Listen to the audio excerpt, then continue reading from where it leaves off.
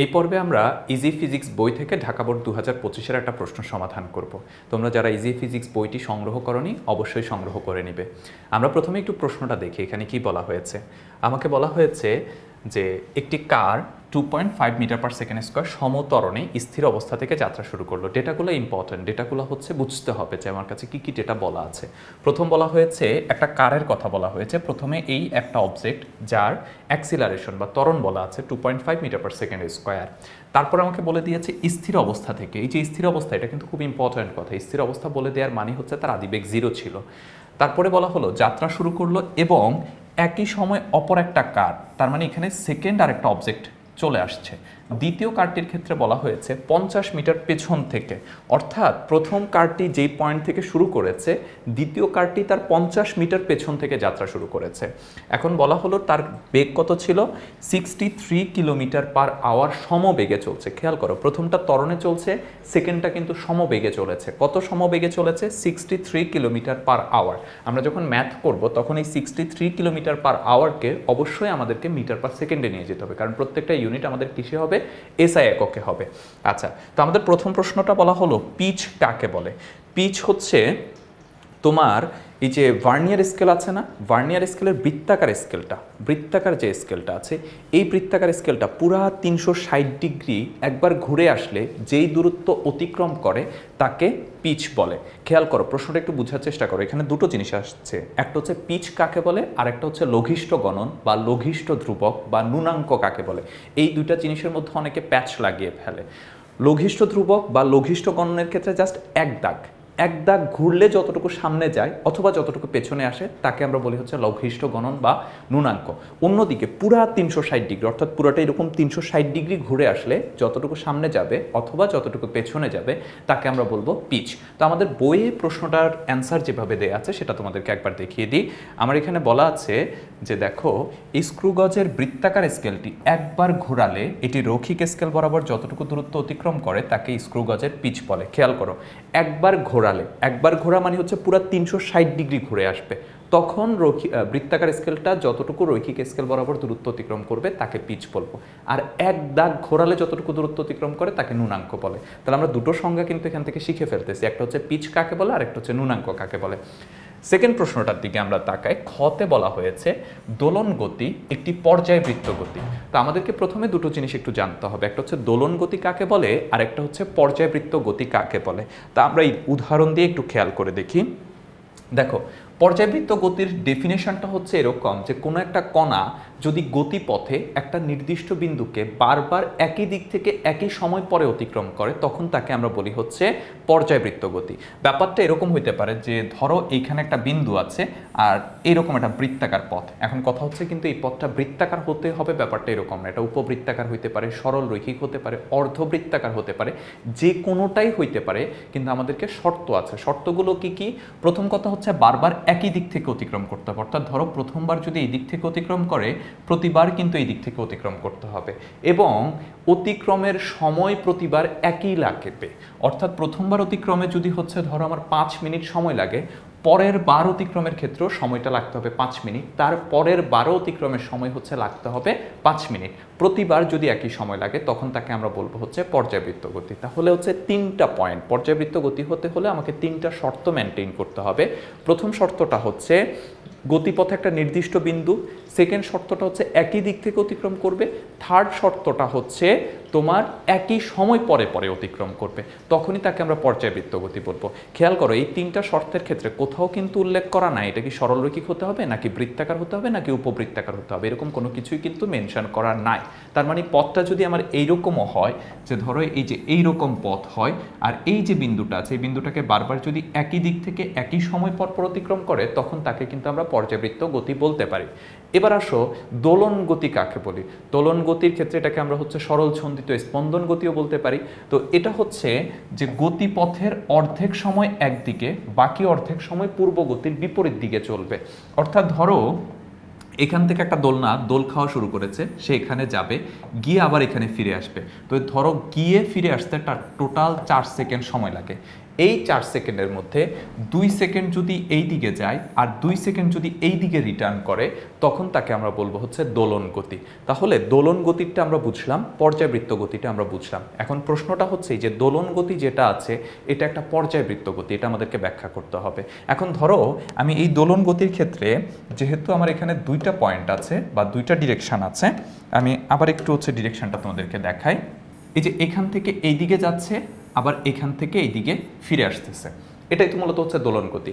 এখন ধরো এই গতিপথে একটা নির্দিষ্ট বিন্দু আমরা সিলেক্ট করলাম, ধরো বিন্দুটা হচ্ছে এই বিন্দুটা। এই বিন্দুটাকে যখন এই দোলনাটা এই দিক থেকে অতিক্রম করতেছে, বারবার একই সময় নিচ্ছে এবং বারবার ডিরেকশনটা একই। খেয়াল করো আমাদের শর্ত 3টা কি ফিল আপ হয়েছে কিনা।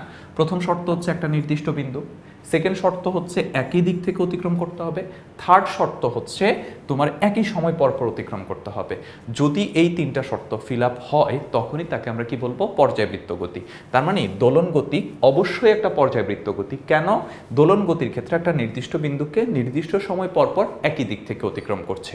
এবার আমরা দেখব আমাদের বইয়ের মধ্যে এই প্রশ্নটা কিভাবে সমাধান করা আছে বা অ্যান্সারটা কিভাবে লেখা আছে। খেয়াল করো আমাদের এইখানে বলা হচ্ছে দোলন গতি এর গতিপথের কারণে পর্যায়বৃত্ত গতি বলা হয়।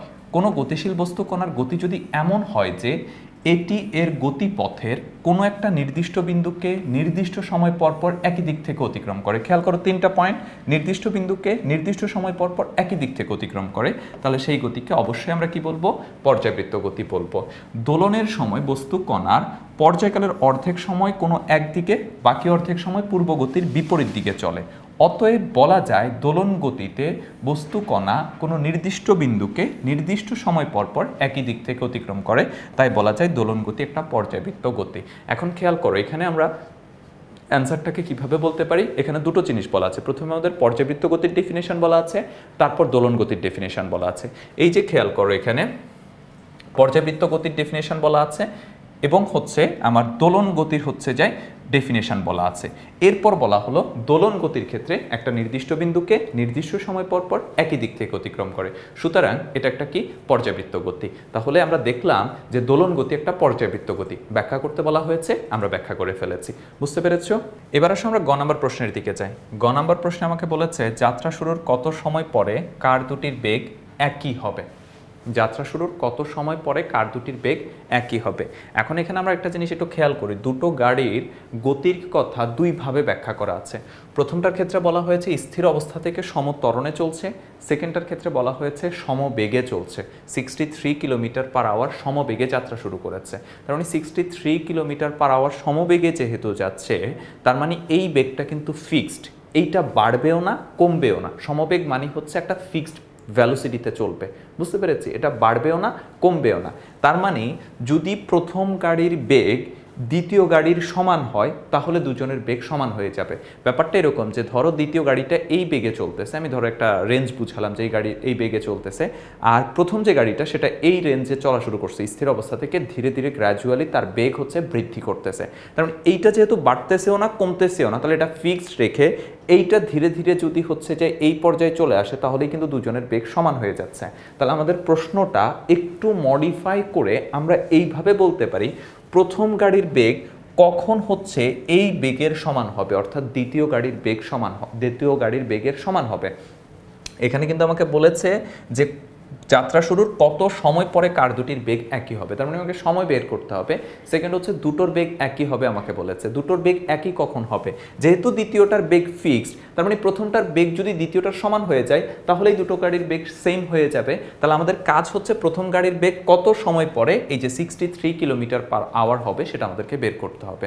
এখন আমরা যেহেতু ম্যাথ করার সময় এসআই একক ব্যবহার করব, তার মানে আমাকে 63 কিলোমিটার পার আওয়ারকে অবশ্যই মিটার পার সেকেন্ডে নিয়ে যেতে হবে।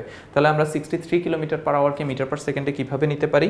দেখো আমাদের কাছে বলা আছে হচ্ছে 63 kilometre per hour. Kilometre per আওয়ারকে মিটার পার সেকেন্ডে নেওয়া যাবে, আমরা 1000 দ্বারা গুণ করব, কারণ কিলোমিটারকে মিটারে নিতে হলে 1000 দ্বারা গুণ করতে হয়। আর পার আওয়ারকে পার সেকেন্ডে নিতে হবে। পার আওয়ারকে পার সেকেন্ডে নিতে হবে। এখন পার আওয়ার মানে কত? 1 ঘন্টা। 1 ঘন্টায় কত সেকেন্ড? 3600 সেকেন্ড। তার জন্য আমরা 3600 দ্বারা ডিভাইড করব।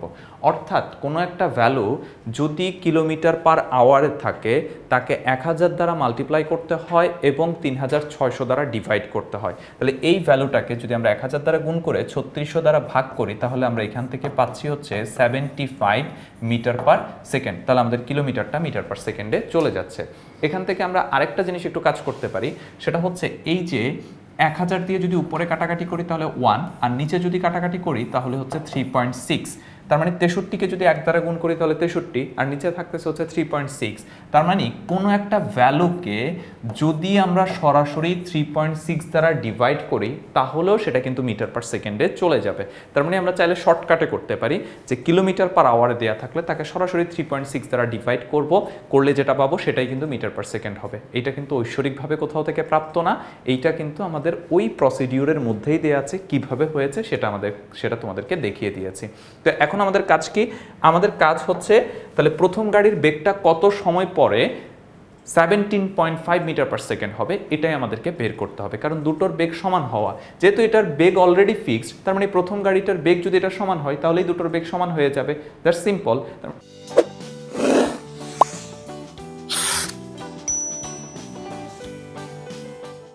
তার মানে আমাদেরকে বের করতে হবে প্রথম গাড়ির বেগ কত সময় পরে হচ্ছে 17.5 মিটার পার সেকেন্ড হবে। তাহলে চলো আমরা সমাধানের দিকে একটু যাই। আমাদের কাছে কি কি ডেটা দেয়া আছে সেটা আমরা একটু খেয়াল করি। আমাদেরকে প্রথম গাড়ির হচ্ছে ত্বরণ বলা আছে 2.5 মিটার পার সেকেন্ড স্কোয়ার এবং দ্বিতীয় গাড়ির বেগ বলা আছে হচ্ছে 17.5 মিটার পার সেকেন্ড স্কোয়ার। তো এখন আমরা বইয়ে লিখে দিয়েছি কার দুটির বেগ একই হওয়ার জন্য প্রথম কারের বেগ দ্বিতীয় কারের বেগের সমান, অর্থাৎ 17.5 মিটার পার সেকেন্ড হতে হবে, সেটা আমি তোমাদেরকে বলে দিয়েছি। এখন প্রথম কারের ক্ষেত্রে ডেটা কি দেয়া আছে? প্রথম কারের ক্ষেত্রে ত্বরণ বলা আছে 2.5 মিটার পার সেকেন্ড স্কোয়ার। প্রথম কার স্থির অবস্থা থেকে চলছে, তার মানে তার আদি বেগ 0 এবং শেষ বেগ হতে হবে দ্বিতীয় গাড়ির বেগের সমান। কারণ প্রথম গাড়ির শেষ বেগ যদি দ্বিতীয় গাড়ির বেগের সমান হয় তাহলে দুজনের বেগ সমান হয়ে যাচ্ছে।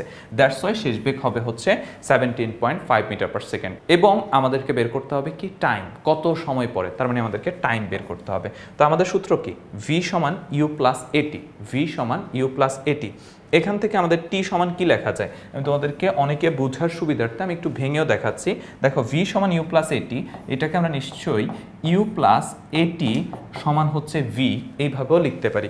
অর্থাৎ এই পক্ষটাকে এইদিকে, এই পক্ষটাকে এইদিকে আমরা নিয়ে যেতে পারি। এখন এখান থেকে হচ্ছে আমরা এটি সমান লিখতে পারি হচ্ছে ভি মাইনাস ইউ, অর্থাৎ ইউটা এই পাশে প্লাস আকারে আছে, এই পাশে আমরা মাইনাসে নিয়ে গেছি। এখন টি সমান আমার এখান থেকে কি হবে? টি সমান হবে হচ্ছে ভি মাইনাস ইউ বাই এ, কারণ এ গুণ আকারে আছে, ভাগ হয়ে যাবে। তো এই যে এই লাইন থেকে এই লাইনটা কিভাবে আসছে সেটা আমি তোমাদেরকে এখানে দেখিয়ে দিয়েছি। এখন জাস্ট হচ্ছে আমরা ভ্যালুগুলো বসাবো। ভি মানে শেষ বেগ কত বলা আছে? 17.5, তাহলে ভি এর জায়গায় 17.5 বসালাম। ইউ কত বলা আছে? ইউ স্থির অবস্থা থেকে, দ্যাটস মিনস হচ্ছে 0 বলা আছে। আর এ হচ্ছে অ্যাক্সিলারেশন কত বলা আছে? 2.5 বসিয়ে দিয়েছি। এখান থেকে যদি আমরা ক্যালকুলেশন করলে আমরা পাবো হচ্ছে 7 সেকেন্ড। তার মানে প্রথম গাড়িটা 7 সেকেন্ড পরে দ্বিতীয় গাড়ির বেগের সমান হবে, অর্থাৎ 7 সেকেন্ড পরেই দুটো গাড়ির বেগ সমান হয়ে যাবে। তাহলে আমরা নিশ্চয়ই গ নম্বর প্রশ্নটা তোমাদের সামনে ব্যাখ্যা করতে পেরেছি এবং তোমরা বুঝতে পেরেছো। এরপরের আমাদের যে প্রশ্নটা হচ্ছে কার দুটি তাদের চলার পথে একবারের অধিক একে অপরকে অতিক্রম করবে কিনা গাণিতিক বিশ্লেষণ করো। এই অধ্যায়ের খুব জনপ্রিয় একটা প্রশ্ন, যে সহজ করে বললে গাড়ি দুটি পরস্পর কতবার মিলিত হবে। এখানে বলেছে একবারের অধিক অতিক্রম করবে কিনা। আমাদেরকে প্রশ্নটা এইভাবে করতে পারে যে হচ্ছে কি হতে পারে, একাধিকবার মিলিত হবে কিনা অথবা কতবার মিলিত হবে। তো চলো এটা সমাধানে চলে যাই আমরা। আমাদের প্রথমে ডেটাগুলো লিখে নিতে হবে। প্রথম গাড়ির ক্ষেত্রে আমাদের কি কি ডেটা দেওয়া ছিল? প্রথম গাড়ির ক্ষেত্রে বলা ছিল স্থির অবস্থা থেকে চলা শুরু করবে এবং তার ত্বরণ হবে হচ্ছে 2.5 মিটার পার সেকেন্ড স্কোয়ার। এটা হচ্ছে প্রথম গাড়ির ক্ষেত্রে হচ্ছে ডেটা। দ্বিতীয় গাড়ির ক্ষেত্রে আমাদের ডেটা আছে একটাই, সেটা হচ্ছে 17.5 মিটার পার সেকেন্ড সমবেগে চলতেছে। এখন আমাদেরকে বলেছে হচ্ছে কতবার অতিক্রম করবে। আমরা ধরে নিব যে মনে করি যাত্রা শুরুর টি সেকেন্ড পরে, আমরা যেহেতু জানি না কত সময় পরে অতিক্রম করবে, দ্যাটস ওয়াই আমরা ধরে নিচ্ছি এটা টি সেকেন্ড পরে গাড়ি দুটি মিলিত হবে। এখন এই সময় কার দুটির অতিক্রান্ত দূরত্ব যথাক্রমে প্রথমটার ক্ষেত্রে হচ্ছে S1, দ্বিতীয়টার ক্ষেত্রে হচ্ছে S2। প্রথমটার ক্ষেত্রে হচ্ছে S1, দ্বিতীয়টার ক্ষেত্রে হচ্ছে S2, এটা আমরা ধরে নিয়েছি। মানে ব্যাপারটা এরকম, আমরা এই যে ডায়াগ্রামটা আছে এই ডায়াগ্রামটার ক্ষেত্রে একটু বুঝতে পারি। এইটা হচ্ছে আমাদের প্রথম গাড়ি, এইটা হচ্ছে আমাদের দ্বিতীয় গাড়ি। প্রথম গাড়িটা হচ্ছে স্থির অবস্থা থেকে 2.5 মিটার পার সেকেন্ড স্কোয়ার ত্বরণে চলছে, দ্বিতীয় গাড়ির ক্ষেত্রে হচ্ছে সমবেগে চলছে, এবং প্রথম গাড়ির 50 মিটার পেছন থেকে হচ্ছে দ্বিতীয় গাড়িটা চলছে। প্রথম গাড়ির 50 মিটার পেছন থেকে হচ্ছে দ্বিতীয় গাড়িটা চলছে, বুঝতে পেরেছি? তো তাহলে হচ্ছে এই যে প্রথম গাড়ির 50 মিটার পেছনে হচ্ছে দ্বিতীয় গাড়িটা আছে, আমরা ধরে নিব আনুমানিকভাবে এই পয়েন্টে এসে গাড়ি দুটা মিলিত হবে। আমরা ধরে নিব এই পয়েন্টে এসে গাড়ি দুটা মিলিত হবে। তাহলে প্রথম গাড়ির যে এই পয়েন্ট পর্যন্ত অতিক্রান্ত দূরত্ব সেটাকে আমরা S1 ধরেছি, দ্বিতীয় গাড়ির ক্ষেত্রে এই পর্যন্ত অতিক্রান্ত দূরত্বটাকে আমরা S2 ধরেছি। প্রথম গাড়ির ক্ষেত্রে হচ্ছে ওই মিলিত বিন্দু পর্যন্ত অতিক্রান্ত দূরত্বকে আমরা S1 ধরেছি, দ্বিতীয় গাড়ির ক্ষেত্রে অতিক্রান্ত দূরত্বটাকে আমরা S2 ধরেছি। এখন আমরা যদি প্রথম গাড়ির ক্ষেত্রে চিন্তা করি, প্রথম গাড়ি কিভাবে চলছে? স্থির অবস্থা থেকে ত্বরণে চলছে, এবং আমাদের কনসার্নের বিষয়টা হচ্ছে সময়, কারণ আমরা বলেছি t সেকেন্ড পরে মিলিত হবে। তাহলে দূরত্ব, সময়, ত্বরণ এই বিষয়গুলো যদি একসাথ করি তাহলে আমরা কোন সূত্রটা অ্যাপ্লাই করতে পারি? S সমান ut plus half of at square. প্রথম গাড়ির ক্ষেত্রে অতিক্রান্ত দূরত্ব যেহেতু S1 ধরেছি, তাই S এর পরিবর্তে S1 সমান ut plus half of at square. এখন u হচ্ছে কি? আদিবেগ।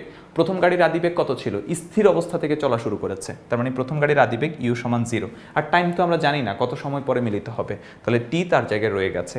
হাফ এ হচ্ছে প্রথম গাড়ির ত্বরণ। প্রথম গাড়ি কত ত্বরণে চলেছে? 2.5 মিটার পার সেকেন্ড স্কোয়ার ত্বরণে চলেছে, তাহলে এ এর জায়গা হচ্ছে 2.5, আর টি স্কোয়ার তার জায়গায় রয়ে গেছে। এখন 0 দিয়ে টিকে যদি গুণ করি তাহলে 0 হয়ে যাচ্ছে, তাহলে সেই অংশটা বাদ। এখানে যদি যে 2.5কে 2 দ্বারা ভাগ করি তাহলে 1.25 আসতেছে, আর টি স্কোয়ার তার জায়গায় রয়ে গেছে। এইটা হচ্ছে আমাদের প্রথম গাড়ির ক্ষেত্রে চলে গেল। দ্বিতীয় গাড়ির ক্ষেত্রে দূরত্বটাকে আমরা কি ধরেছি? এই যে দ্বিতীয় গাড়ির এই পয়েন্ট থেকে মিলিত বিন্দু পর্যন্ত দূরত্বটাকে আমরা ধরেছি S2। তাহলে দ্বিতীয় গাড়ির ক্ষেত্রে অতিক্রান্ত দূরত্বটা হচ্ছে S2, এবং দ্বিতীয় গাড়ি কিভাবে চলছে? সমবেগে চলছে। সমবেগের ক্ষেত্রে সূত্র কি? S সমান VT। তাহলে এই যে S2 equals to VT। V মানে হচ্ছে কি? বেগ। দ্বিতীয় গাড়ি কত বেগে চলতেছে? 17.5 মিটার পার সেকেন্ড সমবেগে চলছে, তাহলে V এর জায়গায় এটা, আর T আমরা বসিয়ে দিয়েছি। এখন দেখো আমরা শর্ত মতে বা প্রশ্ন মতে একটা কাজ করতে পারি। এই যে ডায়াগ্রামটা একটু চিন্তা করো, এই ডায়াগ্রামে দ্বিতীয় থেকে মিলিত বিন্দু পর্যন্ত টোটাল দূরত্বটা কত? S2। এই S2-র মধ্যে দুইটা অংশ আছে, একটা হচ্ছে 50 মিটার আর একটা হচ্ছে S1। তাহলে আমরা S2-কে দুইটা অংশে ভাগ করতে পারি, একটা হচ্ছে 50 আর একটা হচ্ছে S1। অর্থাৎ 50 আর S1-কে যদি যোগ করা হয় তাহলে S2 পাওয়া যাবে। এই জন্য আমরা প্রশ্ন মতে লিখেছি S2 সমান S1 প্লাস হচ্ছে 50। এখন আমরা জাস্ট হচ্ছে ভ্যালুগুলো বসিয়ে দিই। S2 আমরা কত পেয়েছি? 17.5, তাহলে S2 এর পরিবর্তে 17.5t। তারপরে S1 এর পরিবর্তে আমরা কত লিখতে পারি? এই যে 1.25 t স্কোয়ার, সেটা আমরা বসিয়ে দিয়েছি, আর প্লাস 50 সমান হচ্ছে 0। তো এইখান থেকে আমরা হচ্ছে মিডল টার্ম করে অথবা তোমার হচ্ছে দ্বিঘাতী চলকের যে সমীকরণ আছে সেটা ব্যবহার করে আমরা সূত্রটা বা ভ্যালুটা আমরা পেয়ে যেতে পারি। এখন সূত্রটা কি? সূত্রটা আমি তোমাদেরকে একটু বোর্ডে দেখাই। আমাদের মূলত দ্বিঘাতী চলকের মূল নির্ণয় সূত্র হচ্ছে x সমান -b plus minus √ b square minus 4ac divided 2a। তো এইটা হচ্ছে একটা দ্বিঘাতী চলকের যদি আমরা সমীকরণ জানা থাকে তাহলে এটা বের করা আমাদের জন্য সহজ হয়। সেটা হচ্ছে ধরো একটা আদর্শ সমীকরণ ax square plus bx plus c equals to 0। এই সমীকরণটা হচ্ছে দ্বিঘাতী চলকের একটা আদর্শ সমীকরণ। এখান থেকে যদি আমরা x এর ভ্যালুটা বের করতে চাই তাহলে আমরা এই সূত্রটা ব্যবহার করতে পারবো। সূত্রটা কি? -b। সূত্র মাইনাস কিন্তু সূত্রের, এখানে জাস্ট হচ্ছে v plus minus √ v square minus 4ac divided হচ্ছে 2a। এখানে কোনটা বলতে কি বুঝায়? b বলতে বুঝাবো একঘাতী চলকের সাথে যে ভ্যালুটা আছে তাকে আমরা b বলবো, দ্বিঘাতী চলকের সাথে যে আছে তাকে আমরা a বলবো, এবং কনস্ট্যান্টটাকে আমরা c বলবো। এই সূত্র অনুসারেই কিন্তু আমরা ওই ক্ষেত্রে t এর মানটা বের করে ফেলতে পারি। তাহলে আমি যদি সূত্রটা এখানে লিখি, সূত্রটা হবে আমাদের এই ক্ষেত্রে হচ্ছে t সমান প্রথমে হচ্ছে -b, তাহলে মাইনাসটা দিলাম। b বলতে কি বুঝিয়েছি? একঘাতী চলকের সাথে যে থাকবে, একঘাতী চলকটা কি, এই যে টি এর সাথে কত আছে -17.5, তাহলে বি এর জায়গায় আমরা লিখবো হচ্ছে -17.5, তারপরে হচ্ছে প্লাস মাইনাস, তারপরে হচ্ছে রুট ওভার হচ্ছে বি স্কোয়ার মানে হচ্ছে কত -17.5 whole square, B square minus হচ্ছে 4ac, তাহলে দেখো -4, এ বলতে কি বুঝাবে, এ বলতে বুঝাবো হচ্ছে দ্বিঘাতী চলকের সাথে যেটা থাকবে, দ্বিঘাতী চলকের সাথে কত আছে 1.25, তাহলে ইনটু 1.25, এবং সাথে হচ্ছে আমাদের সি কত, সি হচ্ছে আমাদের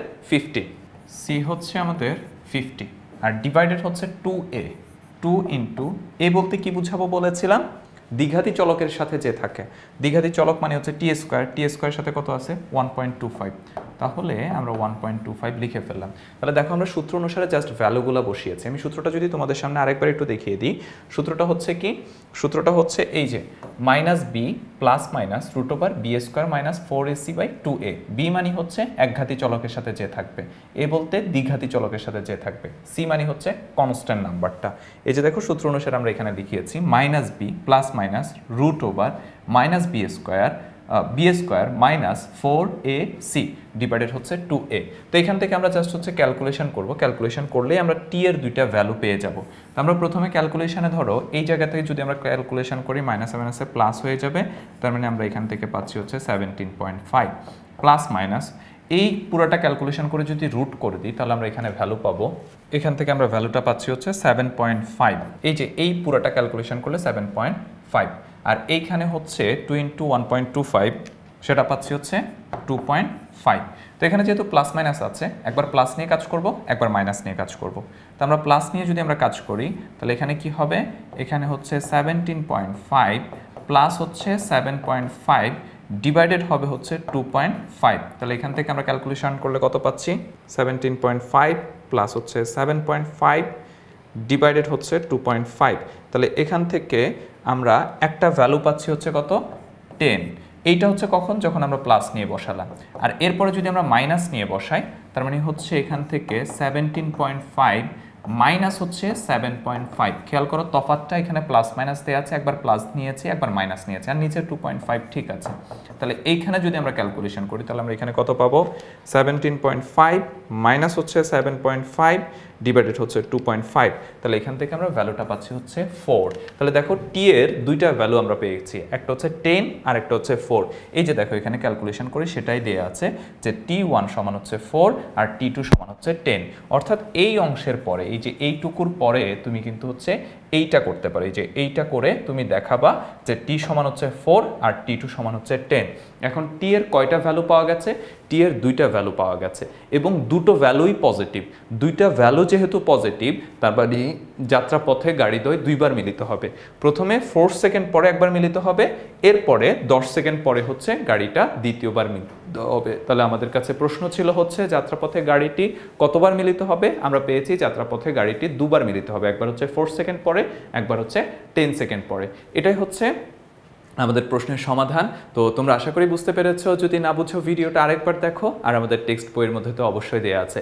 যারা লিখিত বা হচ্ছে রিটেন ফরম্যাটটা চাচ্ছ তারা অবশ্যই খুব দ্রুত ইজি ফিজিক্স বইটা সংগ্রহ করে ফেলবে।